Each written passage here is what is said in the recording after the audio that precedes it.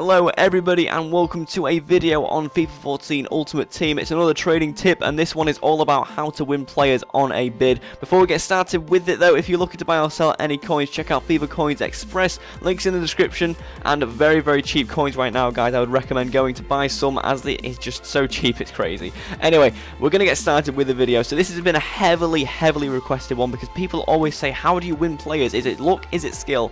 It is half luck and half skill guys. You've got to notice that. But there is things to know that are easy methods to get players on a bid, and these are all of them in a video, so hopefully this is helpful. I'm actually really proud of what I've written down to tell you, and this is really hopefully going to help you. So first things are important things to know when you are trading and trying to win people on a bid. First thing is the time of the day. What time of the day are you trading? If it's the morning, if it's the night in the UK, those are the best times to trade. Speaking about midday, speaking about prime time, like when people get home from work, from school, those are the times that are very difficult to pick up players. But then again, the amount of auctions on the market that increase kind of counteract it, but I would say it is easier to trade at off times. So like say if you're 3 in the morning and when no one's around, those are the best times because no one is around to outbid you. Most traders just, you know, just have a normal sleeping pattern, I'm guessing. Anyway, another one is the interest in the player. Now this is very important because if you're trying to trade with a high rated or a high-rated player or someone who has been recently in the news for something, like say Balotelli has done something, he's going to be quite hard to bid on because again he's going to be in people's minds. People are going to be looking for him. People are going to want him to get cheap and stuff, and people like that, are very difficult to pick up on a bid because most people are interested in him. Another one is the silvers or gold. So if you're trying to trade with silvers or bronzes, that is much easier than trying to trade with golds on odd occasions. I mean, sometimes you'll get a silver that is just for some reason maybe in the news again, and he might be difficult to trade with because of that reason. Another important thing to note is, as I said at the start, it is luck as well as other things. So you're got to have a little bit of luck to get a little bit of fortune. And also another important thing to note is listen to this video right now. I hope you are, because I hope you're going to watch to the end, because these methods are going to really help you be able to win most players on a bid.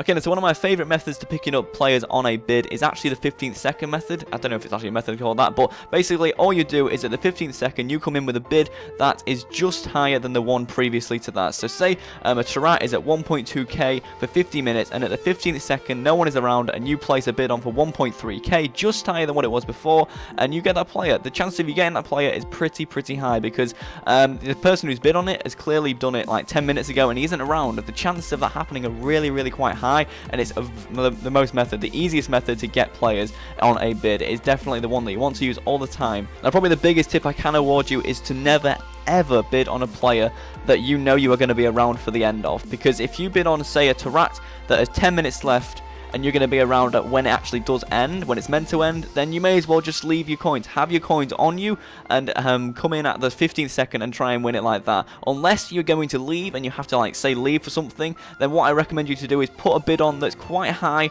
a little bit less than what your maximum would be, but just put it on a little bit lower than that, and then if you come back and you've won it, then that's great. If you haven't, then you haven't lost anything really. But that's probably the best way to win one of those bidding wars, or one of those bidding things when you're not around.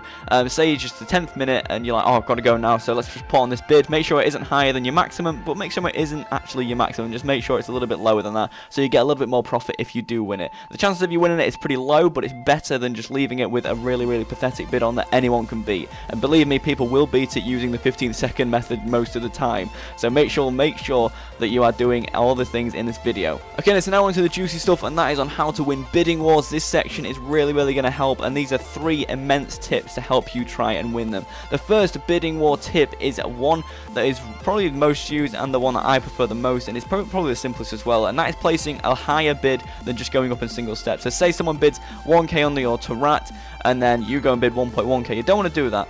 You want to do that probably a few times basically, and then eventually when it's like 5 times down the line and you're getting a bit bored, then you want to come in with a big bid. You want to go like 1k higher. You want to keep on rising it really high, and then that will show the other person that you mean business. You're in this to get that player really high, and a lot of people will see that you've gone and bid quite a considerable amount higher than what it was before and just think, oh, I'm going to leave that. Some people don't check the prices as fully as they should, and they just think, oh, I don't want that player then, since he's bid so much higher, and he's probably laughing at you, but then in your mind you know that you've got a good bid through doing this method. So that's probably the best method to use, and it's probably the one that does throw the target off the player probably the most, and there is another method at the end which is really good as well. The next method in the bidding war section is actually boring them, and it's a very, very simple method to do. Basically, whatever they bid, you bid one little bit higher, and it's a very, very fun method to use, but kind of inconsistent, because most people won't get affected by this method. Most people won't become bored and just leave, but some people will become so bored of you, like, say you're in a bidding war for 10 minutes, whatever they bid, you're bidding a little bit higher. They may be doing the same back to you,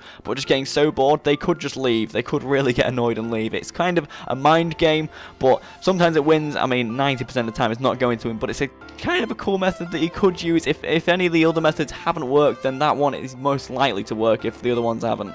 So try it out, and if it does work, then good on you. If it hasn't, then don't blame me, blame the other person that you're trying to bid against. Okay, now, so the last method in the bidding war section is actually the best method, and I absolutely love this method, and I found it out on FIFA 13 pretty much through myself. I don't think anyone else has ever mentioned this, but what I like to do is pretend I am two people. Basically simulate a little bidding war between yourself. If somebody, say if you come in at the 15th second with a bid, and this player is still there, the bidding player against you is still there, and he's going to start annoying you, what you can actually do is start to simulate a little bit of a bidding war between yourself. So say you just bid, and then 2 seconds later you bid yourself. You keep on outbidding yourself, and again and again and again. You know, you can do this for a minute if you would like, and say if you've got you found a player that's really, really cheap at the moment, you can just keep on doing it for ages if you would like, and go up to, you know, a little bit less than what your maximum would be.